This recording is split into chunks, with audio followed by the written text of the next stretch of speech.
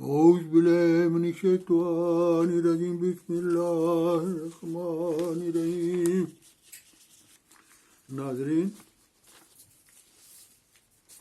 آپ کی خدمت میں جو مضمون پیش کر رہا ہوں وہ اسلام کا دور اول اور دور ثانی۔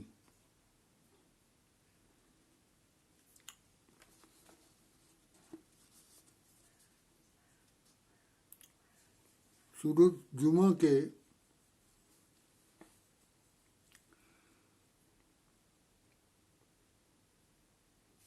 سورۃ جمعہ میں جو مضمون ظاہر ہوا ہے کہ آن صلی اللہ علیہ وسلم کی دو بعثتیں مقدر تھیں۔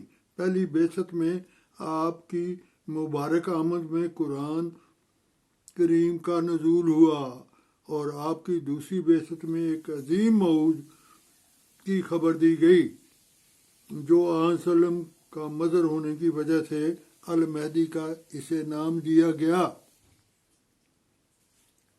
اس کے ذریعے صلیب کا غلبہ کا اتصال ہوگا۔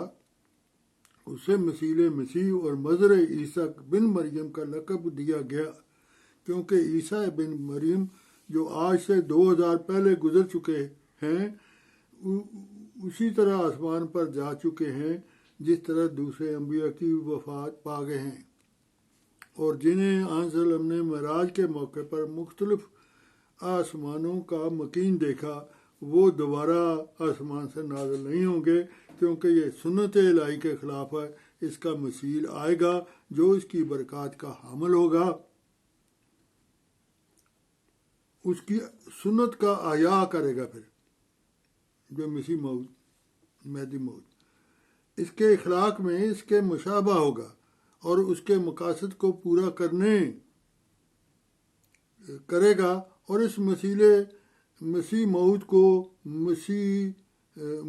صحیح مسلم میں 4 دفعہ نبی اللہ کہہ کر پکارا گیا ہے۔ مسلم کتاب الفتن ذکر الدجال۔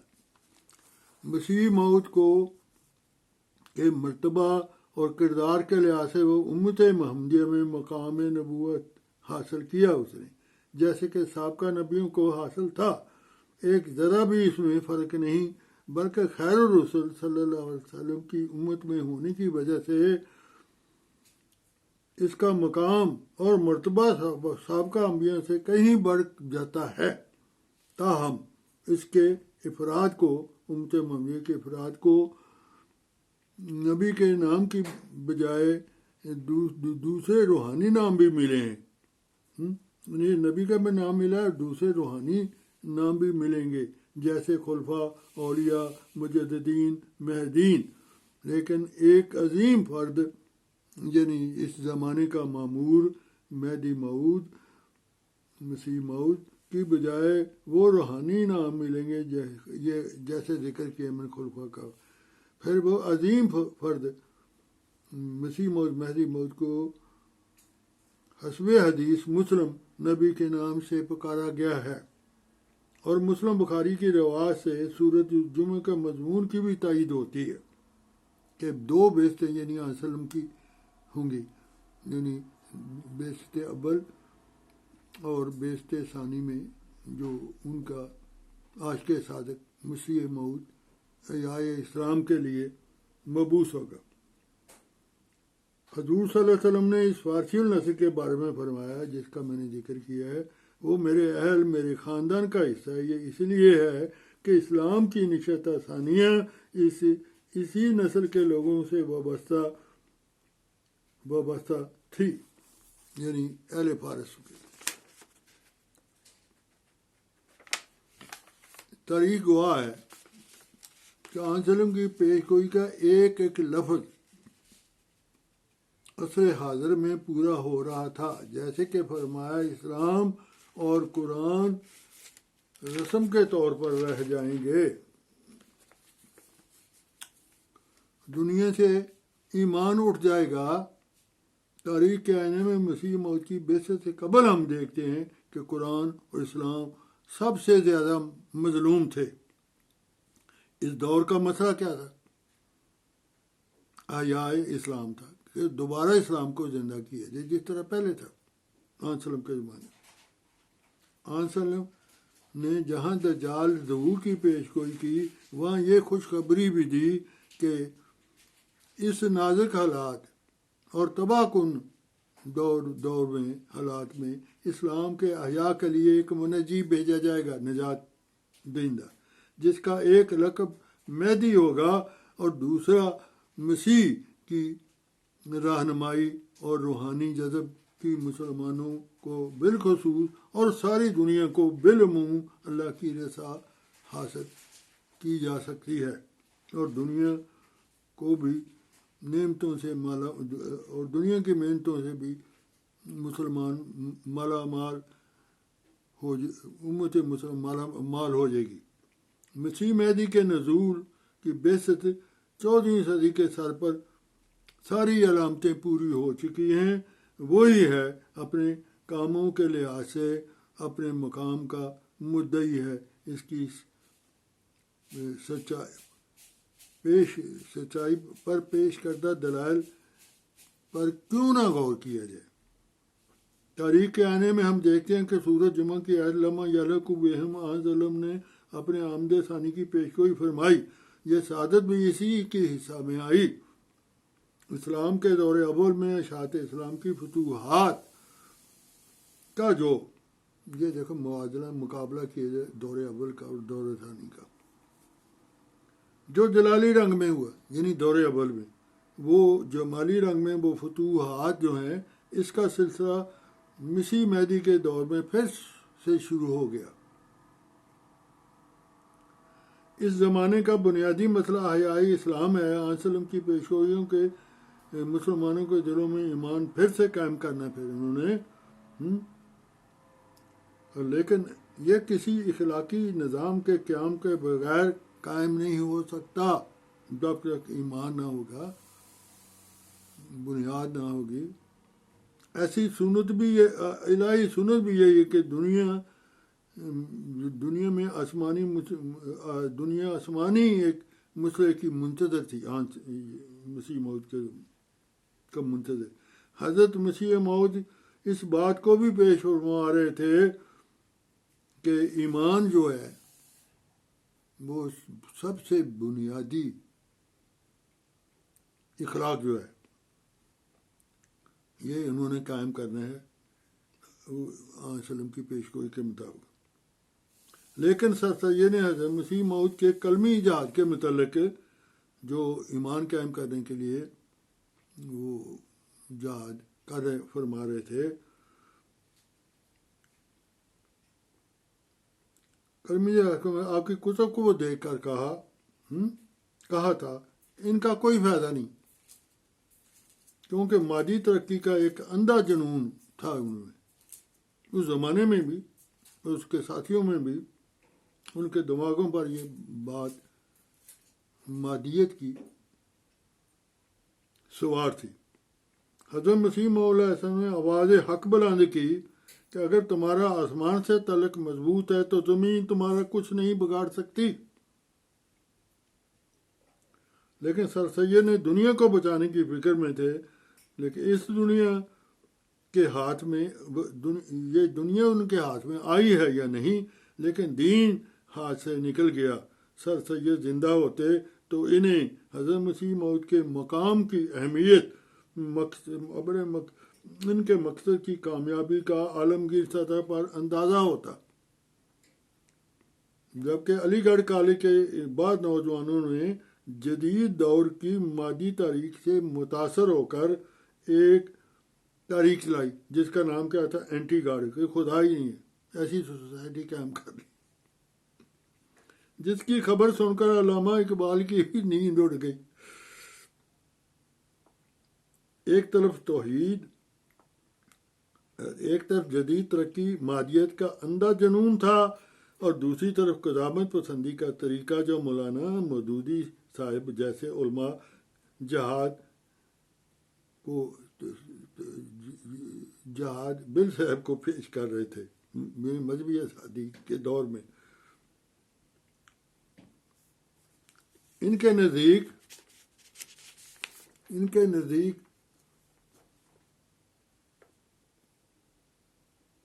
ماضی کے دور میں جو کہ جہاد حضرت مسیح علیہ ملتوی کیا اور جنگ کی شرائط پوری نہیں تھی، آپ نے جو کیا وہ یہ ہے کہ انگریز کی حکومت میں حالات ایسے نہیں کہ جہاد واجب ہو، جب تک وہ حالات موجود نہ ہو جن میں جہاد بالسیف فرض ہوتا ہے، اس وقت تک جہاد بالسیف ملتوی رہے گا۔ یہ آن سلم کی پیشگوئی کے مطابق ہے۔ یہ تلوار، یہ زمانہ تلوار کا نہیں آپ فرماتے ہیں، لیکن ایسے بھی علماء ہیں، یعنی مولانا مودودی جیسے، جو تلوار کے زور پر اسلام پھیلانے یا نافذ کرنے کا دعویٰ کرتے ہیں۔ نعوذ باللہ، اسلام تلوار کا مرہون ملت ہے۔ حضرت مسیح علیہ نے اسلامی جہاد کا تصور، حقیقی تصور، قرآن کریم اور رسول اللہ صلی اللہ علیہ وسلم کی تعلیم کی روشنی میں دنیا کے سامنے پیش کیا۔ فرمایا، اسلام کی اشاعت تلوار سے ہرگز نہیں ہوئی، بلکہ اسلام ہمیشہ اپنی ذاتی خوبیوں سے پھیلا ہے۔ آپ علیہ السلام کے دور میں بھی اللہ کی تائید و نصرت اور اسلام کی ذاتی خوبیوں کی بنیاد پر اسلام کی عالمگیر اشاعت دنیا میں جاری ساری ہے۔ اگر کس کو یقین نہیں آتا تو پتہ کر لیں کیسے اسلام کی اشاعت ہو رہی۔ حضرت مسیح علیہ السلام کا عظیم الشان مقصد اسلام کی حقیقی تصویر دنیا کے، کوئی اسلام کے متعلق بڑا گند بکا اور بڑی غلط فہمیاں پھیلائی۔ حضرت مسیح علیہ السلام کا عظیم مقصد اسلام کی حقیقی تصویر دنیا کے سامنے پیش کرنا اور حضور صلی اللہ علیہ وسلم کی عظمت اور شان دنیا کو روشن کروانا ہے، کیونکہ حضور صلی اللہ علیہ وسلم کا پیغام ساری دنیا کے لیے تھا۔ آپ صلی اللہ علیہ وسلم کی پیشگوئی کے مطابق جماعت احمدیہ ظہور میں آئی، جس کا مشن یہی ہے کہ تمام دنیا میں اسلام کو غالب کر کے دکھایا جائے۔ اس لیے اللہ تعالیٰ نے جماعت احمدیہ کو غیر معمولی ترقی کی رفتار عطا کی۔ آج مذہبی تاریخ میں کسی جماعت کو اس قلیل عرصہ میں اتنی وسیع کامیابیاں فتوحات نصیب نہیں ہوئی۔ مثلا جماعت احمدیہ قیام کو اس تو 133 سال ہو چکے ہیں۔ اس عرصہ میں جماعت احمدیہ دنیا بھر کے 213 ملکوں میں داخل ہو چکی ہے۔ آج سے قبل کسی مذہب کو اس عرصہ میں اتنے وسیع علاقوں تک پہنچنے کی توفیق نہیں ملی۔ پھر دنیا کی اکثر قوموں میں سے لوگ اس جماعت میں بھی داخل ہو چکے ہیں۔ قریباً دنیا کی تمام بڑی بڑی زبانوں میں اسلام کا پیغام پہنچایا جا چکا ہے، ترجمے ہو چکے ہیں۔ دنیا 100 زبانوں میں قرآن کریم کے مکمل یا منتخب آیات کے تراجم ان کے پاس پہنچ چکے ہیں، دنیا کی مختلف قوموں کے۔ MTA بھی اللہ تعالیٰ کا ایک نشان ہے جو اس سے پہلے دنیا پر ظاہر نہیں ہوا۔ آج دنیا کے کناروں تک ہفتے کے 7 دن حضرت مسیح موعود علیہ السلام کی تصویر MTA پر پہنچ رہی ہے، تعلیم پہنچ رہی ہے اسلام کی۔ حضور صلی اللہ علیہ وسلم اور حضرت مسیح علیہ السلام کی پیشگیوں کے مطابق خلافت کا نظام جاری ہوا۔ خلیفہ وقت تمام دنیا میں پھیلے لاکھوں کروڑوں احمدیوں کی امامت کر رہے ہیں، احمدیوں کے غیر مسلموں کو بھی تعلیم دے رہے ہیں۔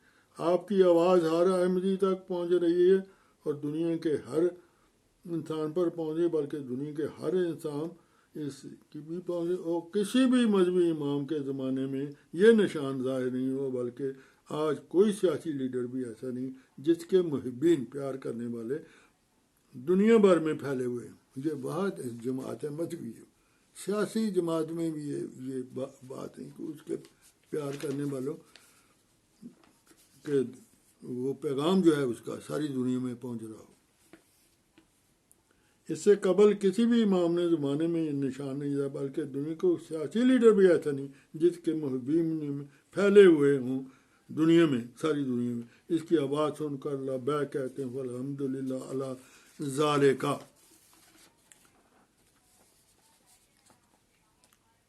انشاءاللہ یہ پھیلاؤ جاری ساری رہے گا یہاں تک کہ جماعت کو ساری دنیا پر عددی غلبہ بھی عطا ہو جائے گا۔ اللہ تعالیٰ ہی بہتر جانتا ہے کہ آیا تبلیغ اور واعظ نصیحت سے یہ غلبہ حاصل ہوگا یا غلبہ اسلام کو حاصل ہوگا، یا پیشگوئیوں کے مطابق ایک خوفناک تباہی کے بعد مادیت کے بڑے بڑے پہاڑ آج مذہب کی راہ میں جو حائل ہیں اڑا دیے جائیں گے اور احمدیت کے رستہ ہموار ہو جائے گا،